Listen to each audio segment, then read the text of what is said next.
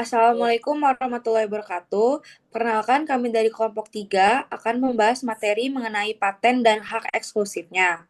Sebelumnya, perkenalkan nama saya Dunojan Paulina dengan NPM 22120111534.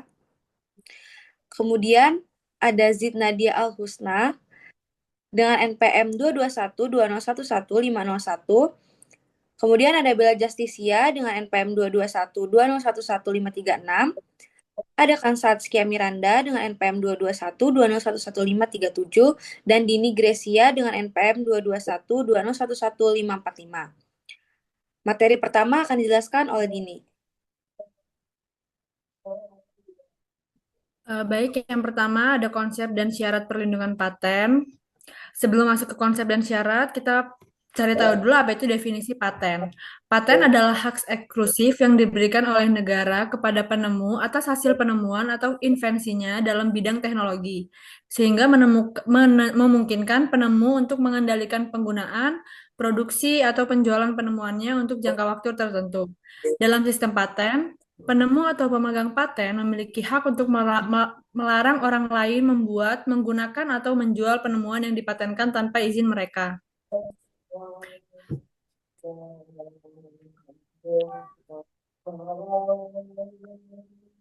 Lalu, hak eksklusif berarti pemegang paten memiliki kontrol penuh atas penemuan yang dipatenkan dan dapat memutuskan siapa yang boleh atau tidak boleh menggunakan teknologi tersebut.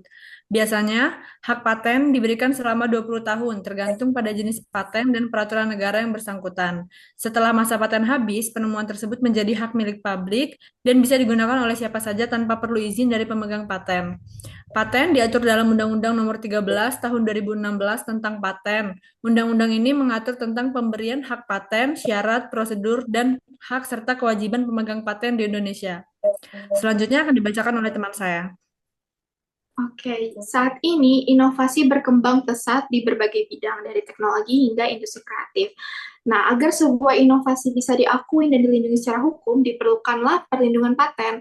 Lalu, apa saja sih syarat yang harus dipenuhi untuk mendapatkan paten tersebut?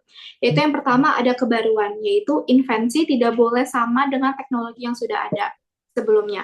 Nah, ini berarti jika suatu teknologi itu sudah dipublikasikan, baik itu publikasi ilmiah, paten yang sudah terdaftar, atau produk yang sudah beredar, maka invensi tersebut tidak dapat dipatenkan. Oleh karena itu, sebelum mengajukan paten, penting untuk kita melakukan penelitian paten atau patent research untuk memastikan bahwa invensi tersebut belum pernah ada sebelumnya. Lalu selanjutnya adalah langkah inventif, yaitu invensi harus mengandung unsur yang tidak dapat diduga sebelumnya oleh seseorang yang memiliki keahlian di bidang tersebut.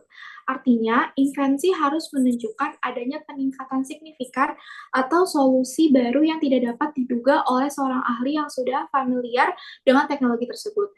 Jika suatu teknologi hanya merupakan kombinasi sederhana dari teknologi yang sudah ada, tanpa adanya inovasi baru, maka itu tidak memenuhi syarat langkah inventif. Lalu selanjutnya adalah dapat diterapkan dalam industri, yaitu invensi harus bisa diproduksi atau digunakan dalam berbagai jenis industri. Artinya, invensi harus bisa diproduksi secara massal atau digunakan dalam berbagai bidang, seperti misalnya manufaktur, kesehatan, teknologi, pertanian, dan lainnya. Jika suatu invensi hanya berupa teori atau konsep tanpa adanya kemungkinan untuk diproduksi atau diterapkan secara nyata, maka itu tidak dapat dipatenkan. Lalu selanjutnya adalah dokumen yang diperlukan untuk mendaftarkan paten. Ini meliputi deskripsi invensi, yaitu penjelasan lengkap mengenai invensi tersebut, misalnya bagaimana cara kerjanya, keunggulannya dibanding teknologi sebelumnya, serta bagaimana invensi ini dapat digunakan dalam industri. Lalu selanjutnya adalah klaim. Nah, ini adalah pernyataan yang menjelaskan bahwa spesifik dari invensi yang dianggap sebagai inovasi itu dilindungi dengan paten. Nah, klaim ini harus ditulis dengan jelas agar pelindungan patennya tidak terlalu luas atau tidak terlalu sempit. Selanjutnya ada gambar invensi, yaitu ilustrasi atau diagram yang mendukung deskripsi invensi. Dan yang terakhir adalah surat pernyataan kepemilikan, yaitu bahwa pemohon adalah pemilik sah dari invensi tersebut dan berhak untuk mengajukan permohonan paten. Selanjutnya akan dijelaskan oleh Nadia. Lalu ada prinsip perlindungan paten. Jadi ada 6 prinsip perlindungan paten, yaitu yang pertama, Ada first to file, di mana prinsip ini menyatakan bahwa hak paten diberikan kepada pihak yang pertama kali mengajukan permohonan paten, bukan kepada pihak yang pertama kali menemukan atau menggunakan invensi tersebut. Lalu, ada informasi paten. Jadi, setiap permohonan paten harus memuat informasi lengkap mengenai invensi, termasuk deskripsi, klaim, dan gambar yang menjelaskan cara kerja invensi tersebut. Lalu yang ketiga ada dasar pelindungan hanya timbul atas permohonan. Jadi hak paten hanya akan diberikan jika ada permohonan resmi yang diajukan oleh inventor atau pihak yang diberikan hak oleh inventor. Lalu yang keempat, ada kewajiban pembayaran biaya tahunan. Setelah hak paten diberikan, pemegang paten diwajibkan untuk membayar biaya tahunan agar haknya tetap berlaku. Lalu yang kelima, pemeriksaan substantif bersifat universal. Jadi setiap permohonan akan melalui proses pemeriksaan substantif untuk memastikan bahwa invensi memenuhi kriteria kebaruan, langkah inventif, dan dapat diterapkan dalam industri. Lalu yang terakhir itu ada perlindungan teritorial. Hak paten bersifat teritorial, artinya perlindungan hanya berlaku di negara atau wilayah di mana paten tersebut didaftarkan dan disetujui. Lalu selanjutnya akan dijelaskan oleh teman saya. Selanjutnya ada pelanggaran paten dan cara penyelesaiannya. Jadi pelanggaran paten itu terjadi ketika pihak lain menggunakan invensi yang dipatenkan tanpa izin dari pemegang hak. Hal ini bisa berupa produksi, penggunaan, atau penjualan invensi tersebut tanpa persetujuan. Cara penyelesaian sengketa paten jika terjadi pelanggaran, pemegang paten memiliki beberapa opsi untuk menyelesaikannya. Di sini terdapat 3 opsi. Yang pertama yaitu ada opsi negosiasi, yaitu pemegang paten bisa melakukan negosiasi dengan pihak pelanggar untuk mencapai kesepakatan. Yang kedua ada mediasi atau arbitrase, yaitu menggunakan pihak ketiga untuk membantu menyelesaikan sengketa. Selanjutnya yang terakhir ada tindakan hukum, mengajukan gugatan di pengadilan untuk meminta ganti rugi atau menghentikan pelanggaran. Pengadilan dapat memutuskan untuk mencabut hak paten jika terbukti bahwa invensi tidak memenuhi syarat. Pelanggaran paten merupakan isu yang serius memerlukan pemahaman mendalam tentang hukum dan konsekuensinya. Dengan mengetahui jenis pelanggaran dan potensi saksi, individu, dan perusahaan dapat lebih berhati-hati dalam menggunakan inovasi yang dilindungi oleh paten.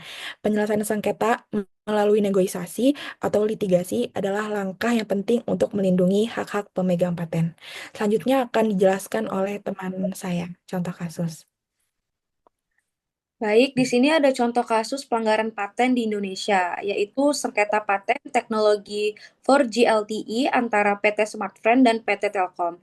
Jadi pada tahun 2016, PT Smartfren, yaitu penyedia layanan telekomunikasi di Indonesia, mengembangkan teknologi 4G LTE yang lebih efisien untuk mempercepat proses transmisi data. Teknologi tersebut dipatenkan di Indonesia melalui Direktorat Jenderal Kekayaan Intelektual atau DJKI. PT Telkom yang juga beroperasi di industri telekomunikasi di Indonesia diklaim oleh PT Smartfren telah menggunakan teknologi yang serupa tanpa izin atau lisensi. Smartfren merasa bahwa PT Telkom telah mengembangkan dan menggunakan teknologi serupa yang melanggar paten yang dimilikinya. Dan pada tahun 2017, Smartfren memutuskan untuk melaporkan pelanggaran tersebut kepada DJKI. Selanjutnya ada referensi dari materi ini, ada beberapa referensi yaitu Nexa. Yang pertama ada Undang-Undang Republik Indonesia Nomor 13 Tahun 2016 tentang paten. Yang kedua adalah Kementerian Hukum dan HAM Republik Indonesia, yaitu Panduan Pendaftaran Paten di Indonesia, yang dikembangkan oleh Direktorat Jenderal Kekayaan Intelektual tahun 2021. Kemudian ada buku Hukum Paten di Indonesia, yaitu karya Sugirite.